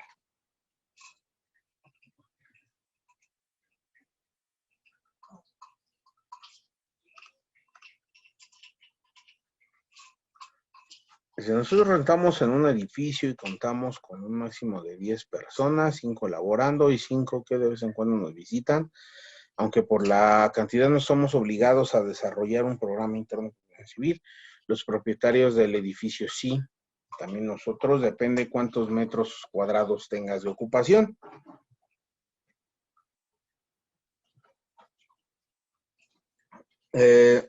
La ley establece que más de 50 metros cuadrados, no miento, más de 100 metros cuadrados, aplica programa interno. O cuando sobrepasas las 50 personas. 50 personas ya te aplica programa interno. Hay instalaciones donde, como en tu caso, que tienes 15, 20 personas, obviamente no pasan el criterio de los 50, pero si tienes más de 100 metros, entonces sí. A partir de los 100 metros ya te aplica programa interno de protección civil. ¿Sí? Ahora, también hice mención de esto. ¿Cuál es la obligatoriedad y cuál es la exención? Todos en estricto sentido debemos de tener programa de protección civil. ¿Por qué? En síntesis, ¿qué es un programa? Tú vas a programar actividades, ¿sí? Si tú estás capacitando, vas a generar un calendario de capacitación de esas 10 personas, ¿no? De las 5 fijas y de las 5 que de vez en cuando van, sí tienes que capacitarlas, ¿no? Para saber cómo van a atender las emergencias cuando estén ahí en el centro de trabajo. Sale. Tú vas a calendarizar, ¿no? Pero aparte, no nada más vas a calendarizar esa capacitación, vas a calendarizar tus simulacros. Entonces, eso ya implica, ¿no? Un programa, ¿por qué? Porque vas a programar esas actividades, ¿sí? La capacitación tiene que ir de acuerdo, pues, a un análisis de riesgos previo que tiene que hacer el ROPC, que se encargue de capacitarte. Pues, obviamente, ya estás haciendo un programa interno. La autoridad dice que este tipo de inmuebles no están obligados a la presentación del programa, es decir, al registro en plataforma. ¿Sí? Si es el caso, si tienes menos de 100 metros y no tienes el aforo suficiente para poder registrar el programa, bueno, pues simplemente vas a hacer estas tareas, ¿no? Repito, vas a capacitar, vas a hacer simulacros, debes de tener señalamientos, debes de tener tus extintores, ¿sí? Aquí el único detalle es que sí tienes que acercarte a la autoridad para que ellos te emitan un documento de exención. ¿Por qué? Porque antes había una plataforma que ahorita está en desuso, está en actualización por los cambios en la ley. Esa plataforma, tú subías tus datos, ¿sí? Y ahí mismo te contestaba la plataforma si estás exento o estás obligado a la presentación del programa interno, ¿no? Entonces tendríamos que ver cuántos metros cuadrados tienes, ya vemos la cantidad de personas, para determinar si estás obligado o no a registrar el programa interno en plataforma. ¿Sale? ¿Alguna otra duda, algún otro comentario?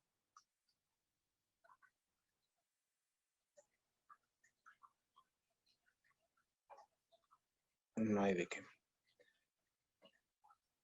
Bien, pues creo que ya se acabaron las dudas por el momento. Bien. Entonces, haciendo énfasis y a modo de ir resumiendo todo lo que hemos visto a lo largo de estos 3 días, el programa interno no es un trámite, ¿sí? O no debe de ser visto como tal. La autoridad así lo requiere, ¿no? Como trámite, y que tristemente tiene que ir de la mano con sanciones, porque si no, no lo aplicamos correctamente. Simplemente es porque hay que hacer constar de que se está dando cumplimiento al requerimiento normativo.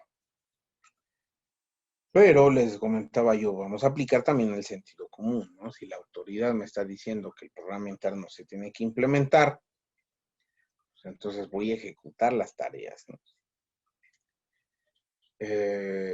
Si ustedes revisan la información que les hice llegar dentro de los términos de referencia, ahí viene la cédula de verificación administrativa en materia de protección civil, ¿sí? Y lo pueden hacer como una auditoría, ¿no? Para que sepan qué es lo que me van a pedir, ¿sí? Y empezar a trabajarlo por si en algún momento me llega una visita por parte de la autoridad. Eh, de esa manera rompemos con esa visión de trámite, ¿sí? Y verdaderamente hacemos trabajo de gestión, ¿no? Desde hace unos años, para ser precisos, desde el 2012 a la fecha, a nivel nacional se adoptó el término de gestión integral de riesgos, y esto porque es un término que desde finales de los años 80 se ha venido manejando a nivel mundial, ¿no?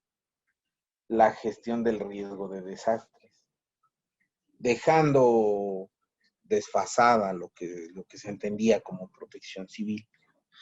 ¿Por qué? Porque protección civil se redujo a tareas reactivas, es decir, tiembla, actuamos, se incendia, actuamos, se deslava, actuamos, ¿no? Pero ¿qué hay alrededor de la ocurrencia de estos fenómenos? Entonces, lo que les comentaba, ¿no? El desastre socialmente construido.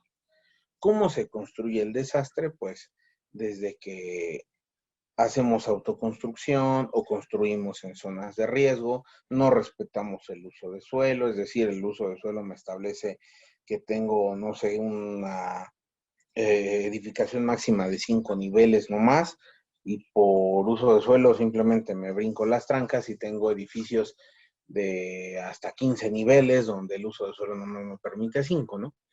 Entonces, este tipo de situaciones es lo que conlleva a que cuando se presente el fenómeno perturbador, pues entonces tengamos pérdidas, tengamos este tipo de situaciones, ¿no? Por eso es que se hace énfasis en la gestión de integral de riesgo, es decir, el riesgo lo vamos a atacar desde muchos ámbitos. El ámbito económico, ¿no? Es decir, vamos a optimizar esos recursos, ¿no? El ámbito normativo, es decir, que se depure, ¿no? Las leyes, las normas, ¿no? Que ya no se le ve el carácter de trámite, que sea algo que se implemente, ¿no? Y sobre todo el aspecto social, ¿sí? Entender cuál es nuestra función como ciudadanos, como responsables oficiales, ¿sí? Y hacer las cosas lo más transparente que se pueda, ¿sí? Sobre todo esa parte, la parte social. Esto nos lleva a otro tema, no es relación de programa interno, pero sí es importante hacer mención, la vulnerabilidad, ¿sí? Para entender dónde estamos, una cosa es el riesgo sabemos que siempre va a estar ahí. Tenemos nosotros el riesgo de que tiemble y las estructuras se dañen, ¿no? Pero va muy relacionado a la vulnerabilidad. Y obviamente la vulnerabilidad, ahí hablamos del grado de exposición que tengamos nosotros precisamente a ese riesgo. Si yo no capacito, si yo no hago simulacros, eso me hace más vulnerable.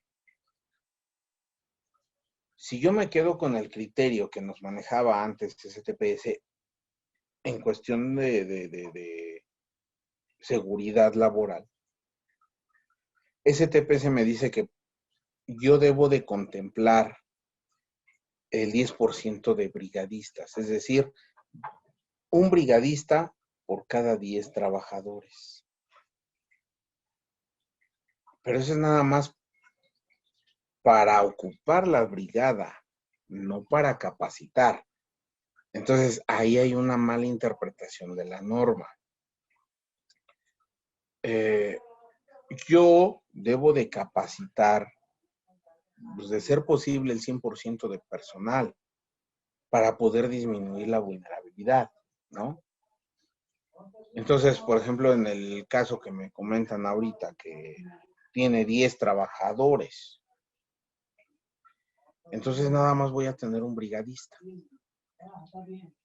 Y los demás no tienen también como que derecho a la capacitación.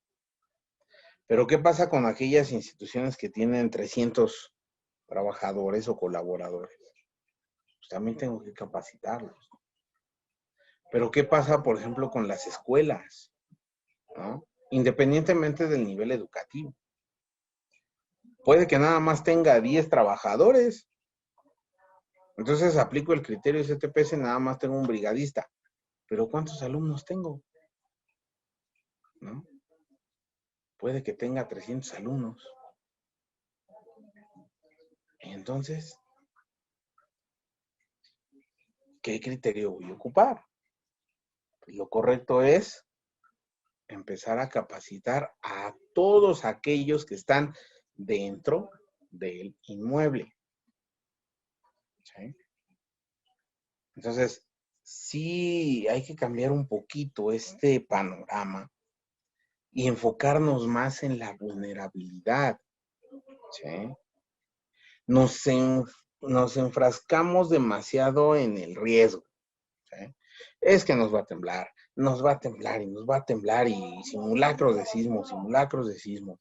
Y ahorita ya empezamos a voltear a ver otro tipo de fenómenos, sobre todo en la zona oriente de la ciudad, las lluvias, ¿no? Se nos va a inundar y se nos va a inundar y desasolve porque ya viene la temporada de lluvia.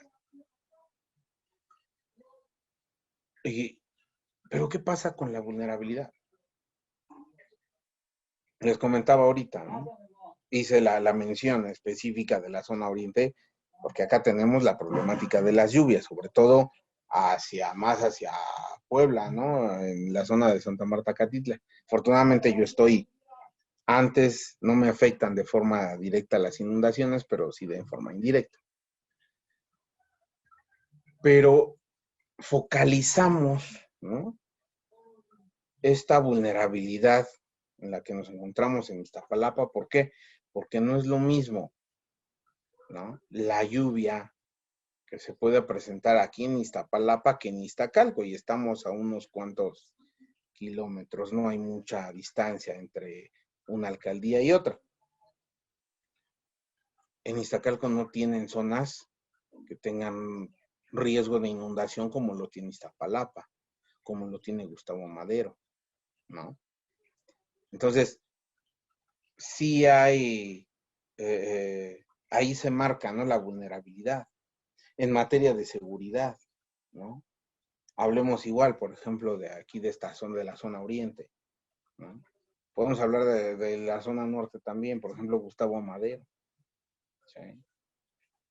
¿Qué pasa, por ejemplo, con la colonia San Juan de Aragón en materia de seguridad? Y hacemos el comparativo, por ejemplo, con Polanco, ¿no?, donde vemos más elementos de seguridad. O sea, obviamente, ¿cuál es la zona más vulnerable? Pues la que tiene menos presencia policíaca, ¿no? Entonces, en lugar de estarnos peleando con el riesgo, hay que estar también atendiendo la vulnerabilidad. El sismo nos va a pegar y no sabemos cuándo, pero lo mismo tenemos riesgo de incendio, ¿sí? Y un montón de fenómenos más. Pero ¿cuáles son nuestras fortalezas? ¿Sí? Y hay que, pues, invertir en recursos que nos hagan disminuir la vulnerabilidad, ¿sí? Ese es el medio del asunto. ¿Por qué? Porque yo puedo estar haciendo y haciendo y haciendo simulacros, pero si no tengo el objetivo de disminución de la vulnerabilidad, De nada sirve todos los ejercicios que esté haciendo. Por eso es que yo debo de trabajar por objetivos, ¿vale? Porque el objetivo central de todo es disminuir mi vulnerabilidad. ¿Qué es lo que me hace vulnerable ante este fenómeno perturbador? Y atacarlo ahí. ¿Sí? Las casas hogar. Hay casas hogar que, por ejemplo, son de adultos mayores. ¿Qué política de gestión de riesgos estoy implementando para concientizar a esas personas? Y ahí tenemos una enorme labor. ¿Por qué? Porque muchas personas de edad avanzada ya no se prestan tan fácil a aprender cosas nuevas. Es más fácil implementar políticas, ¿no?, de gestión de riesgos en escuelas que con adultos mayores. Y aún así, los que atienden niños, ¿qué políticas de gestión de riesgos estoy implementando? Y ahí es otro tema, no estamos hablando de programa interno, ¿eh? ¿Por qué? Porque la política debe de ser constante. Que va de la mano con el programa, sí, con todas las tareas en materia de protección civil, ¿sí? Porque ese debería de ser, pues sí, el eje rector, ¿no? La creación de una política interna en materia, no de protección civil, en materia de gestión del riesgo, ¿no? De reducción de riesgos, ¿sí? De disminución de vulnerabilidad, que va desde la concientización de las personas, ¿no? En algún momento les comenté, ¿no? Para aquellos que son hospitales, ¿no? Y recuerden que siempre en las clínicas, hospitales, el personal de trabajo social, nos hacen una labor muy enorme, dando las pláticas de planificación familiar, hasta llevan ahí sus carteles muy bonitos, ¿no? ¿Sí? Y le digo porque soy técnico en trabajo social. Y tenemos, ¿no?, este acercamiento con la gente, a través de, repito, de estos cartulinas que se elaboran, los famosos franelógrafos que ya casi nadie ocupa. ¿Por qué no hacer un vínculo, ¿no?, con estas áreas, en el caso de los hospitales, de poder generar pláticas, ¿no?, encaminadas a la reducción de riesgos, ¿no? ¿Sí? El enseñarles a los pacientes mientras están ahí esperando su consulta, pues, cuál es el procedimiento de evacuación del hospital, dónde encuentran a los brigadistas, dónde está el punto de reunión. Todo esto es bueno, ¿no? ¿Sí?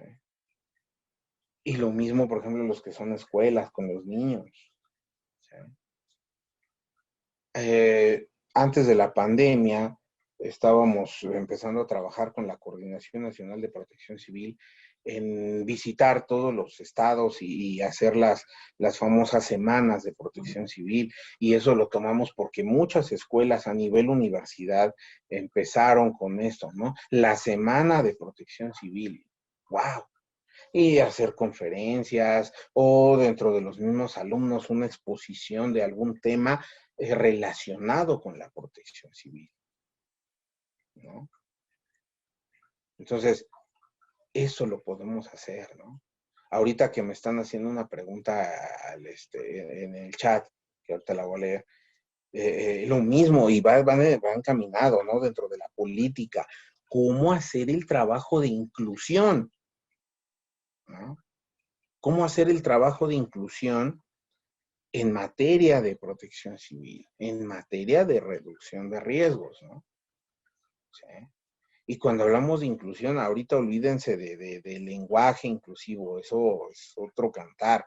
Inclusión de personas, porque aquí me dicen, tengo una duda, ¿cómo se integra la norma 008, atención a personas con discapacidad en el programa de protección civil? ¿Sí? Excelente pregunta. Yo lo he estado implementando de entrada. Hay muchos malos entendidos sobre la aplicación de la 08, porque si bien es cierto, Gobernación nos dice, tienes que incluir a las personas con discapacidad, y nos ponen ahí un protocolo. Y esto se da porque anteriormente encajonábamos a las personas con discapacidad en un solo rubro, ¿no? Y decíamos, personas con discapacidad evacúan al último. Bueno, tienes que ver cuáles son las características de tu ruta de evacuación, cuáles son las características de las personas con discapacidad, ¿sí? No todas cuentan con discapacidad motriz, ¿no? Hay personas que tienen otro tipo de discapacidades y que te pueden evacuar en el mismo tiempo que cualquier persona. Aún así, hay personas que están sujetas a una prótesis. Y conozco personas, tengo amigos que son atletas, ¿sí? Y que están sujetos a una prótesis y se mueven igual que cualquier persona, dominan su cuerpo con la prótesis igual que cualquier persona. No podemos nosotros simplemente encasillarlos en un solo rubro. Precisamente, ¿cuál es la política de inclusión? Si se puede mover, adelante. Lo mejor para todo esto es llegar y preguntarle a la persona, oye, ¿cómo es la mejor manera? ¿Cómo te sientes más cómodo en el actuar? ¿No?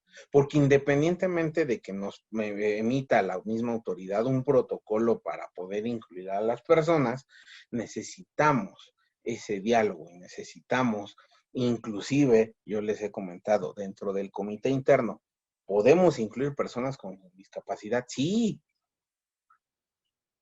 No la voy a meter tal vez en una brigada de rescate, ¿no? Por decirlo, ¿no? Que de hecho ya no está contemplada. Al menos no dentro de las obligatorias. Pero sí puedo yo incluirlos para que me ayuden en diseñar este protocolo de evacuación, en tener el acercamiento con las demás personas con discapacidad.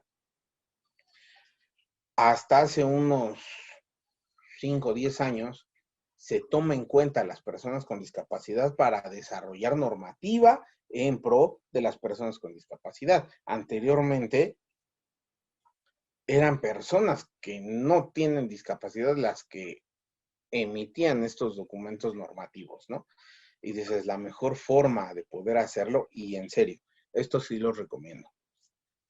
Si ustedes atienden o tienen personas con discapacidad en su centro de trabajo, yo les sugiero que hagan ejercicios de inclusión, y el mejor ejercicio de inclusión es que vivan ustedes la discapacidad, ¿sí? Ustedes son parte ya del Comité de Protección Civil. Un día véndense los ojos y hagan un ejercicio de evacuación solamente de un área, no de todo el edificio o del inmueble, no, simplemente de un área. De su centro de trabajo, de su lugar de trabajo, hacia la zona de menor riesgo, tápense los ojos y diríjanse hacia allá, ¿sí? A sabiendas de que ustedes, pues obviamente se van a tapar los ojos y es la primera vez que lo van a hacer, pero pónganse a pensar, todavía de que no ven el ruido de la alerta sísmica, los gritos de los compañeros, el ruido de las pisadas, ¿no? Súbanse a una silla de ruedas. No se tapen los ojos, pero súbanse a una silla de ruedas. Y dominen su cuerpo con la silla de ruedas de ahí de donde están al punto de reunión, ¿no? A la zona de menor riesgo, ¿sí? Nada más con eso, ¿sí? Consíganse unas muletas y traten de caminar con las muletas. Esa es la mejor forma de saber qué es lo que va a padecer la persona para poder llegar a la zona de menor riesgo, ¿sí? Por eso es que debemos de contemplar a esas personas con discapacidad y poder implementar nosotros ese programa, ¿no? ¿Sí? Ese programa o esa política de inclusión, ¿vale? Entonces, la norma 008 me dice todo lo que yo necesito, ¿no? Para poder implementar un protocolo de evacuación, ¿sí? Nosotros ya tenemos un protocolo general, ¿no? Ya tenemos ahí un protocolo general de cómo va a ser el sistema de alertamiento, ¿no? Para estas personas. si es necesario, cómo se les va a apoyar, pero obviamente eso es general, ¿no? Necesitan ustedes tener esta reunión como comité interno, incluir en estas reuniones a las personas con discapacidad y preguntarles de viva voz. En el caso específico, ¿tú qué necesitas para poderte auxiliar a replegar o para poderte auxiliar a evacuar, ¿no? Y me tocó en una institución donde una persona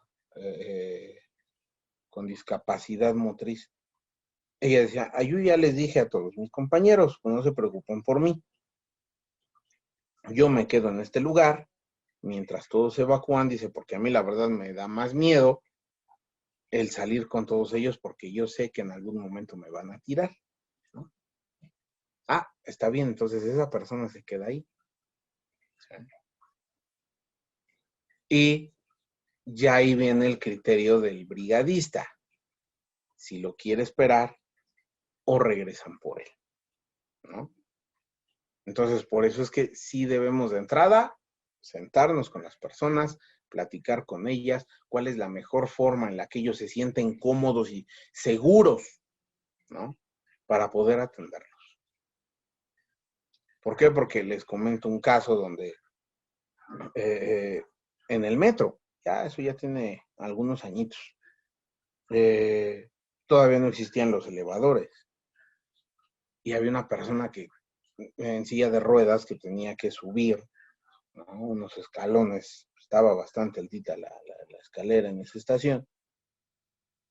Y cuando yo me percato, pues había ya dos personas ahí intentando ayudar, pero no se ponen de acuerdo porque no sabían cómo cargar la silla. Y hasta dije, bueno, ¿por qué quieren cargar a la persona con todo y silla? Cual es extremadamente incómodo, muy peligroso aparte, sobre todo para la persona que está en la silla de ruedas. Pero ninguno de los dos le preguntaba, oye, ¿cómo te ayudo? Entonces ya llego yo y le digo, a ver, era una señora muy amable. Y le digo, muy buenos días, ¿cómo le podemos ayudar? Digo, porque yo creo que es muy riesgoso subirla con todo y silla. Dice, sí. Dice, de hecho, yo preferiría que me cargaran a mí y la silla aparte. Ah, ok. Entonces ya le doy instrucciones a uno de los cuates que estaba intentando subirla. Le digo, mira, la vamos a cargar hacia asado, ya la cargamos en la posición de silla. Y ya le digo al otro, tú lo que vas a hacer es subir la silla de ruedas. ¿Sí? Si puedes doblarla, adelante. Si no, así subes y pides ayuda, ¿no? Y ya, fue rapidísimo. ¿Pero qué hicimos? Preguntarle, ¿cómo te ayudo? ¿No? ¿Cómo se siente más segura para hacer la maniobra? Ah, ella fue la que dio la pauta, simplemente la subimos, ¿no? ¿Sí? Entonces, la mejor forma de hacerlo es preguntar e incluir, decir, vengan a la sesión, estamos diseñando el protocolo, denos ustedes su opinión de acuerdo a su experiencia, de acuerdo a su discapacidad. ¿Sí? A veces nos restringimos porque sentimos feo hablar de la discapacidad de la persona. ¿Sí? ¿Y qué creen? No pasa nada. Es la persona la que ya se acostumbró a vivir con esa discapacidad. ¿Sí? Y créanme, eso, yo lo aprendí así a la mala porque lo mismo, a mí me daba mucha pena preguntar y hace muchos años cuando la mayoría de ustedes ya sí les comenté que yo me dediqué mucho tiempo al ámbito deportivo, especialmente en natación. Y nos llegaban, ¿no? Muchos atletas con discapacidad en una de las albercas donde laboré y no sabía cómo atenderlas, ¿no? Y fue hasta que tuve la oportunidad de tomar un curso especializado, ¿no? Para entrenadores de deporte adaptado, así se le denomina, por parte del ISSSTE, y ahí nos enseñaron precisamente esto, a quitarnos esa venda, a quitarnos esa pena.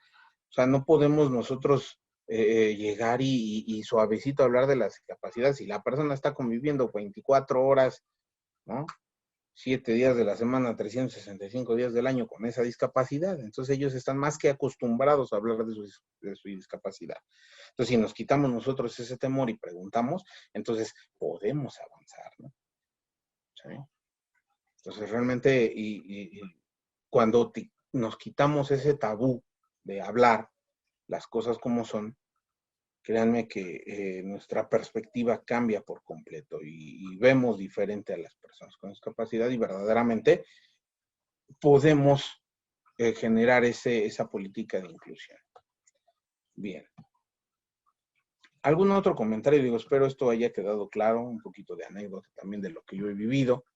¿Sí? Les digo, sí, es y puedo decirlo, es una fortuna, es un honor haber trabajado con personas con discapacidad porque aprende uno demasiado, aprende uno a valorar lo que tiene. ¿Sí? Y hasta la fecha, digo, siempre he tenido vínculo con personas, ya sea personas con discapacidad o personas que trabajan con personas con discapacidad. Uno de mis grandes amigos es el entrenador de la selección mexicana de natación de personas con discapacidad. Entonces, siempre hemos tenido ahí mucho vínculo y mucho trabajo en conjunto. Yo les he aprendido enormemente a las personas con discapacidad y estoy muy agradecido de eso. Y la verdad no hay nada más satisfactorio, en verdad. ¿Por qué? Porque, repito, valora uno muchas cosas, ¿sí? Valora uno lo que tiene y verdaderamente es gente muy humana. Y eso es algo que falta en nuestra sociedad, humanidad, ¿sí? Y pues bueno, espero les sirva de esto la anécdota que les cuento. Y pues reitero, estoy a sus órdenes. Una vez más, vuelvo a dejarles mi número por si tienen alguna duda, por si quieren, pues que les hagamos alguna visita y demás. Y pues si ya no hay más que decir, por mi parte es todo y cuanto, le cedo la palabra a Adán, si anda por ahí, para poder hacer. Sí, César, muchas gracias. Gracias también por compartir tus datos de contacto. Muchas gracias, César. Muchas gracias a todos y todos. Que tengan un excelente día. Muchísimas gracias por la confianza, gracias por su atención, gracias por estar aquí este día. Y pues bueno, les mando un fuerte abrazo y espero pues verlos pronto.